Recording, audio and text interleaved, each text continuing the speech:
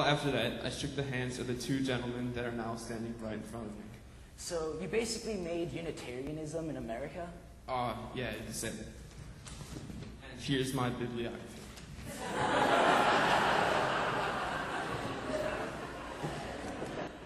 Whoa, that was easy. Yeah, he seemed to look like an encyclopedia of himself. Yeah, that seems a little strange. Why do you have a bibliography? Who cares? We got everything we need to know about him. Yeah, let's go see what else we can find. Right on! Time challenge! Excuse me, sir. What year is it? It's 1819, of course. Oh, you wouldn't happen to know anything about Unitarian Universalism, would you? Well, I'm William Ellery Channing, and I actually help spread Unitarianism across America. This is my church, the Federal Street Church in Boston. Your church? Yes, I am the pastor. I founded it in 1803, and I've been preaching here ever since. Would you mind elaborating on your life? See, we're doing this report, and could you just tell us some helpful things that we could do in our presentation for our youth group? Huh? So, this is your church? Yes. My father died when I was young, and I struggled with my 8 siblings until I finally moved out, went to Harvard, and tutored a family.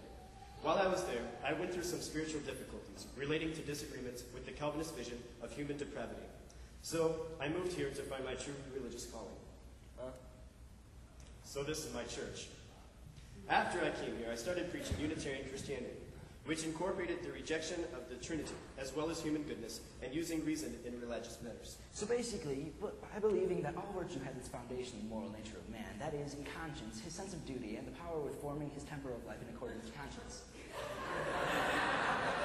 Huh? Oh, yes, that's right. Awesome. Thanks, Unitarian dude. You're welcome.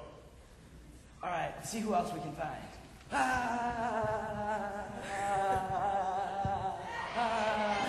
Off stage right.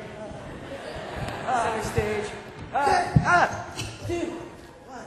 Sorry, dude. What? Hey, dude, look, it's Margaret Fuller. Hey there, pretty lady. Respect, dude.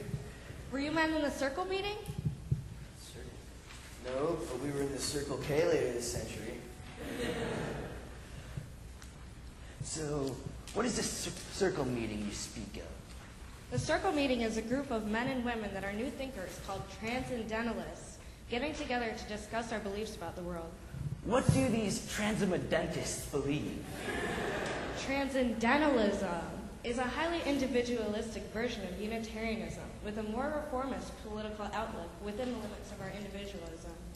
Dude, that sounds like our religion, Unitarian Universalism. What is this Unitarian Universalism? Yeah, so apparently you are this big, important head figurine for us UUs. Well, I don't know about UUs, but I was raised Unitarian. Transcendentalists hold close to lots of Unitarian beliefs. I was introduced to some transcendentalists like Ralph Waldo Emerson and Elizabeth Peabody. Wait, you mean she had a vegetable for a body? No, not at all. Peabody has held several meetings for social activist women. The meetings are very successful because there are only women. Dude, we don't have much time. We have to get to the topic. Yeah, so Marge, what do you believe? I believe in Christ because I can do without him, but I do not wish to do without him. He is constantly aiding and answering me. I do not reject the church as some transcendentalists do, but I have joined them in finding that nowhere I worship less than in places set apart for that purpose. The blue sky seen above the opposite roof preaches better than any brother. So, you're like all naturey and stuff? I don't understand you two, but transcendentalists do hold close to their personal connections to nature. Well, I think that's all we need to know. Who are you men anyway? Yeah, catch you later, dude!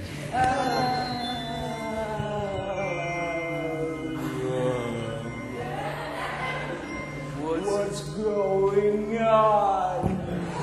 I don't know.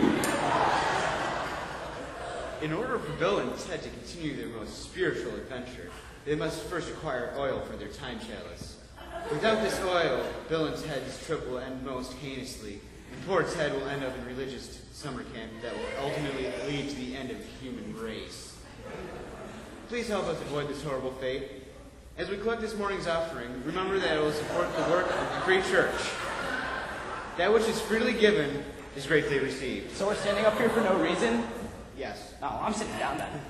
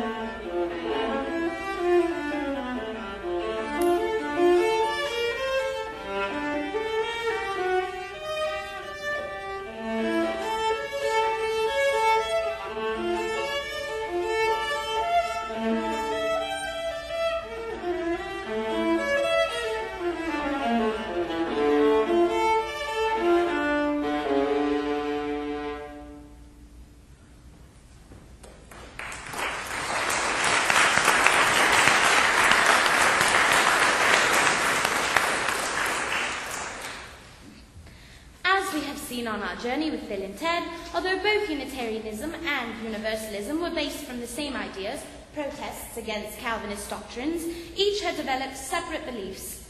Unitarians began organizing as early as the 16th century in Transylvania. They believed that everyone had the ability to be good or bad.